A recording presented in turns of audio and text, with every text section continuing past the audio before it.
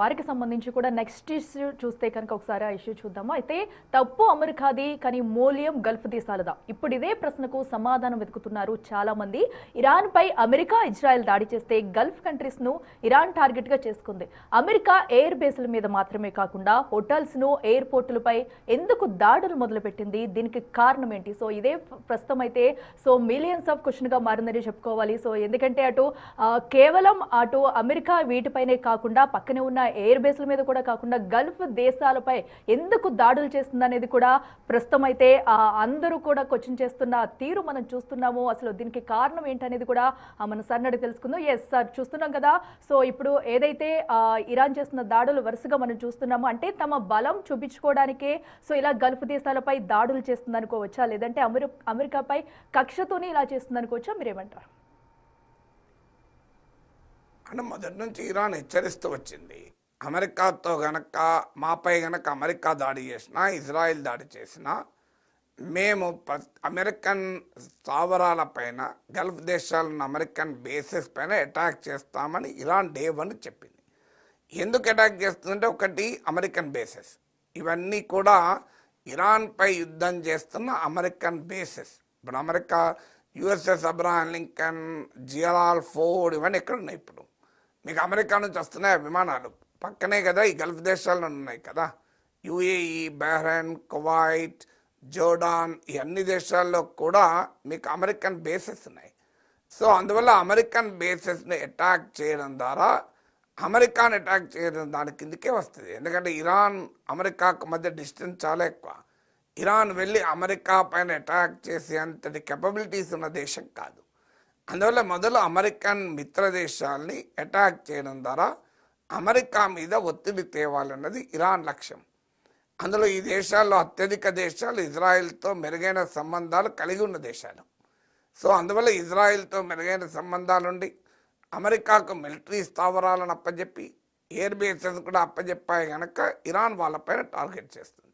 ఇప్పుడు Bahrain airport ఉంది, air base ఉంది, అమెరికాకు అప్పచెప్పారు.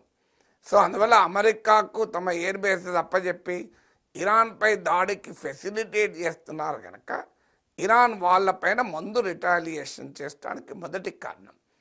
రెండో కారణం ఏంటంటే, అసలు ఇవి పూర్తి స్థాయిలో మీరు అన్నట్లు మిలిటరీ స్థావరాలను అటాక్ చేయడము, ఎయిర్ బేసెస్ అటాక్ చేయడం ఒక ఆస్పెక్ట్ అయితే, సివిలియన్ టార్గెట్స్ని ఎందుకు అటాక్ చేస్తున్నప్పుడు మీకు దుబాయ్లో ఉన్న టాప్ హోటల్స్ పైన దాడి జరిగింది. అయితే అది ఎలా జరిగి ఉండవచ్చు? There may be different reasons. అది డెలిబరేట్గా ఇంటెన్షనల్గానే దుబాయ్ హోటల్స్ పైన అటాక్ చేస్తున్నారా అనేది ఇంకా స్పష్టం కాలేదు. కొలెటరల్ డ్యామేజ్ అంటారు, కావాలని చేయకపోయినా కొన్నిసార్లు మీకు యుద్ధములో పొరపాటుగా లక్ష్యాలు పోయి కూడా అటాక్ కావచ్చు. ఇప్పుడు ఇరాన్లోని గర్ల్స్ స్కూల్, ప్రైమరీ స్కూల్ పైన అమెరికా ఇజ్రాయెల్ అటాక్ చేసింది. మరి వాళ్ళు నిజంగానే గర్ల్స్ స్కూల్ని టార్గెట్ చేశారో తెలియదు, లేదా కొలెటరల్ డ్యామేజ్ కూడా కావాలి.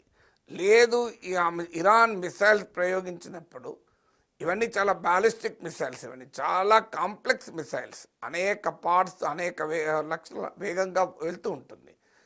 ఆ బ్యాలిస్టిక్ మిసైల్ గురి తప్పి హోటల్స్ పైన పడవచ్చు, లేదా కొన్ని కథనాల ప్రకారం ఏంటంటే వాటిని ఆయా దేశాలు ఇంటర్సెప్ట్ చేస్తుంటే దాని శిథిలాలు వచ్చి కూడా పడుతున్నాయని కూడా అంటున్నారు. స్పష్టంగా మనకు తెలియదు నిజంగానే వీటిని టార్గెట్ చేసిందా లేదా, ఇది ఈ వారంట్ మొదలైన తర్వాత కొలెటరల్ డ్యామేజ్గా జరుగుతుందా అనేది చూడాలి. బట్ డెఫినెట్గా అమెరికాకు సహకరిస్తున్నాయి కనుక, అమెరికాకు తొత్తులుగా ఉన్నాయని భావిస్తుంది ఇరాన్ కనుక, ఆ దేశాల పైన ఇరాన్ అటాక్ చేయడానికి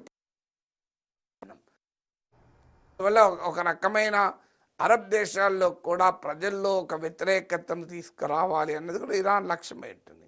అల్టిమేట్గా అరబ్ దేశాలు ఎందుకు భయపడుతున్నాయి? మీకు ఈ వార్ మొదలు కాకముందు యుఏఈ లాంటి దేశాలు అమెరికాను కోరాయి కూడా, మీరు ఇరాన్ పైన అటాక్ చేయకండి, మీరు చేస్తే మా గగనతలాన్ని నిలువ చేయమని కూడా ప్రకటించాయి. ఎందుకంటే అక్కడ ఆయా దేశాల్లో కూడా వాళ్ళకి ఆ యుద్ధం యొక్క కాస్ట్ తెలిసినప్పుడు ఆ దేశాలకు కూడా రియాక్ట్ అయ్యేటువంటి అవకాశం ఉంటుంది. అందువల్ల ఇతర గల్ఫ్ కంట్రీ దీన్ని రీజనల్ వార్గా మారిపోతుంది. అంటే అమెరికా వర్సెస్ ఇరానే ఉంటే ఇరాన్ను చాలా ఈజీగా అమెరికా ధ్వంసం చేయగలుగుతుంది. ఎందుకంటే ఇజ్రాయెల్ వర్సెస్ ఇరాన్ అంటూ ఉండదు. ఇజ్రాయెల్కు ఎప్పుడు ఇజ్రాయెల్ ప్లస్ అమెరికానే తప్ప ఇజ్రాయెల్ ఒక్కటి ఉండదు.